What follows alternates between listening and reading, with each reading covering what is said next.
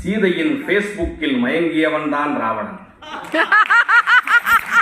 சீதையின் பேஸ்புக்கில் மயங்கியவன் தான் ராவணன். அவளை பற்றிய மெமரியிலேயே இருந்தவன் தன் மனதை எப்படியாவது அவளிடம் ஷேர் செய்ய நினைத்தான். அவளை பற்றிய மெமரியிலேயே இருந்தவன் தன் மனதை எப்படியாவது அவளிடம் ஷேர் செய்ய நினைத்தான்.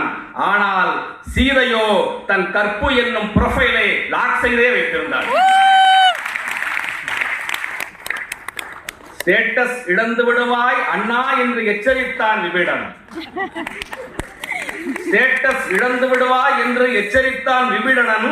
எச்சரித்த அவனை பிளாக் செய்தான் ராவணன். எச்சரித்த அவனை பிளாக் செய்தான் ராவணன்.